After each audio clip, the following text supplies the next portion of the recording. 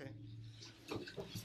Ladies and gentlemen, it's my pleasure to welcome you, also on behalf of my colleague Jan Loop, to this workshop in Berlin dedicated to the memory of the French Orientalist and scholar Antoine Galland, who expired 300 years ago in 1715.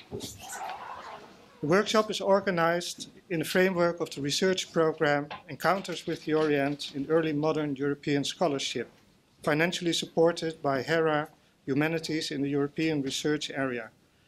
The program jointly set up by universities in the United Kingdom, the Netherlands, Germany, and Finland, examining the processes of cultural exchange between Europe and the Muslim world in the period between 1500 and 1800.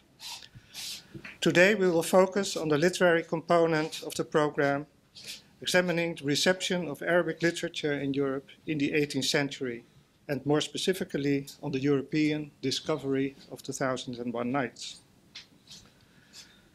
Antoine Galland is of course mainly remembered by his Mille et Une Nuits, the first European translation of the by now famous collection of stories Alf Laila wa Laila, or the 1001 Nights. The translation appeared in the year 1704 to 1717, and through it, The 1001 Nights became not only a literary work of world fame, but even a cultural phenomenon with iconic status. Still, Galland was not only a translator, but also a traveler and a scholar, whose achievements and significance have come to be appreciated only in recent years, especially with the editions of his travel accounts and journals. When we study this material, the image emerges of an Oriental scholar who was in the center of a process of intellectual ferment, which partly resulted from the intensification of French contacts with the Levant, commercially, diplomatically, and intellectually. Galland is increasingly seen as one of the important intermediaries in the process of cultural exchange, which decisively changed the Western vision not only of the Orient, but of the world as a whole, and which shaped the parameters of French and European Enlightenment thought.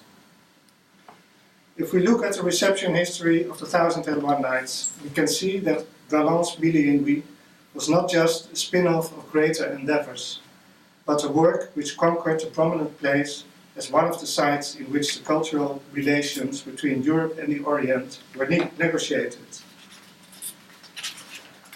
Antoine Galland was born in 1646 in a provincial town in northern France.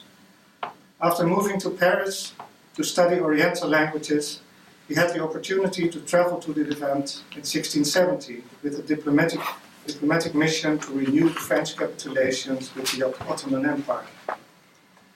After his return in 1675, other journeys followed, which took him to Greece, Egypt, Palestine, and especially Constantinople and Smyrna, where he stayed for a period of in total 10 years.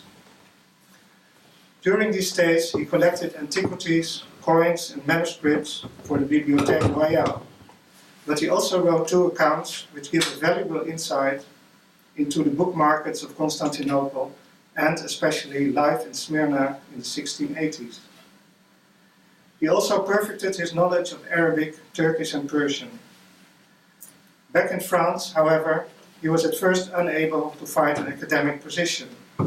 He worked as the custodian of a private collection of coins, wrote some treatises, and co-edited the famous Bibliothèque Orientale, the ambitious encyclopedia of the Orient compiled by Barthélemy d'Herbelot, and after his death, Herbelot's death, completed by Galland. This work, which was published in 1697, was to have an enormous impact on European scholars and literati throughout the 18th century. In 1701, Galland was admitted as a member of the Académie des Inscriptions des Belles-Lettres et des Belles-Lettres, the prestigious platform for scholars, and in 1709 he was finally awarded the chair of Oriental languages at the Collège de France, through the intercession of the important scholar Abbé de Bignon, head of the Académie and later of the Bibliothèque Royale, who remained Galland's lifelong mentor, and patron in his scholarly pursuits. This position enabled Galland to work relatively comfortably for the remaining years of his life. In this period, he continued to work on numismatics, but he also completed, for instance, a translation of the Quran on the request of Abbé de Bignon. Unfortunately, the manuscript disappeared after Galland's death, although it may still be preserved somewhere.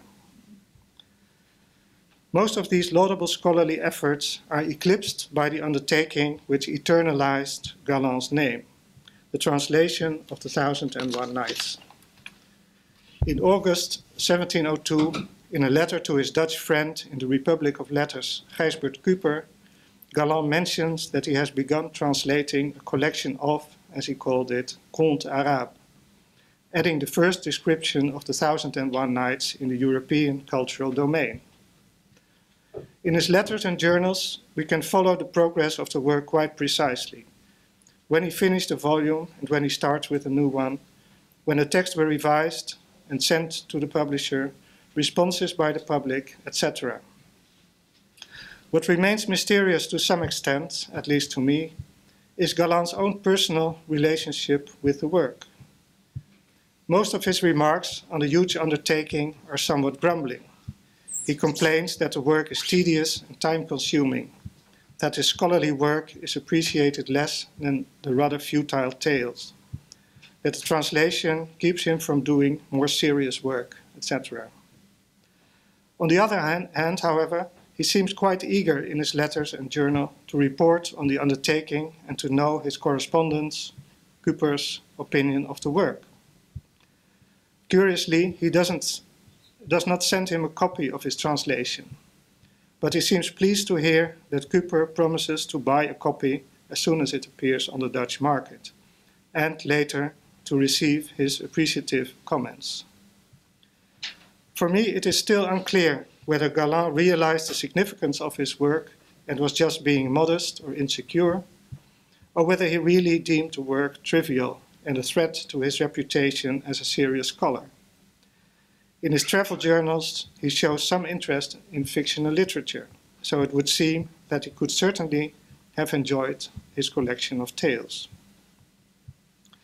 Whatever may have been the case, and we will probably never know, Galland's Mille et Nuits became the foundation of what may be called the European tradition of the 1001 Nights, and subsequently its iconization within world culture.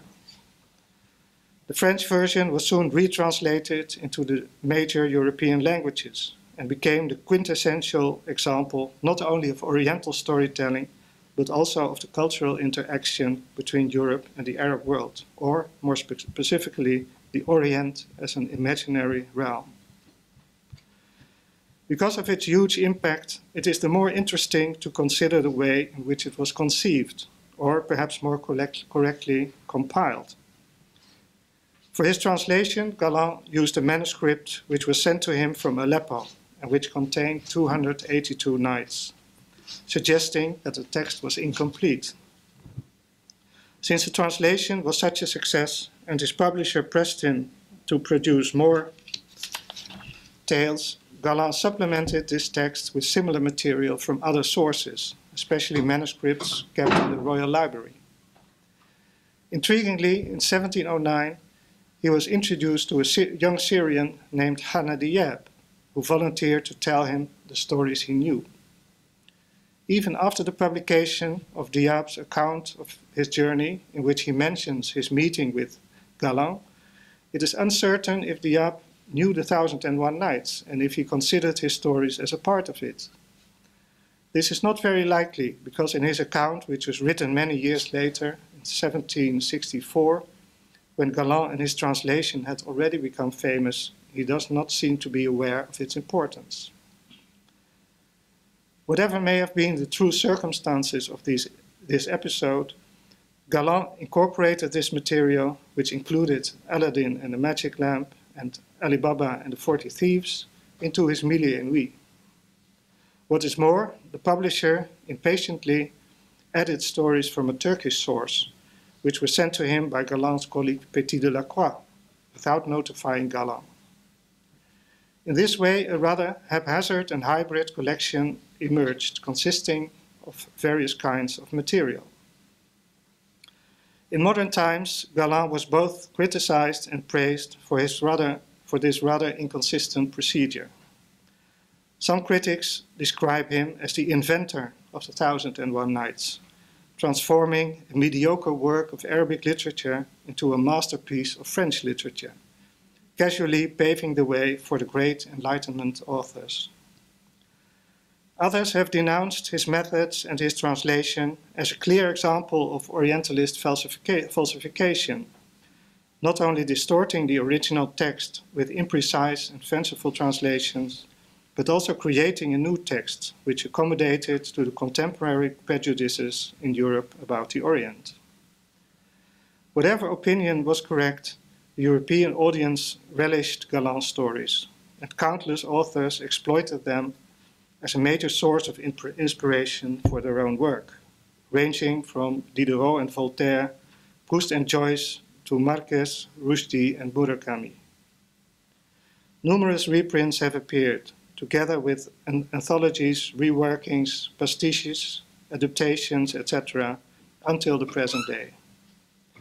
Dozens of films have been made based on the stories, marking Shahrazad's appearance in visual culture. In brief, a world without 1001 Nights can no longer be imagined. To conclude, I think the appreciation of Galland's work has grown in recent years. Research has shown that his translation is quite accurate, particularly for the standards of the 18th century. The hybridity of the Mille et Nuits was not dissonant with literary customs at the time, and does not devaluate the work, but rather makes it the more interesting as an object which bears the marks of cultural transition. The hybridity of the work indicates the many deep-felt cultural values which are related to such a cultural transition, and which are accumulated within it as a container in which various historical and cultural trajectories converge. It is this cultural and historical contents which has given the 1001 Nights such an enormous cultural potential, which is still not extinguished in our times.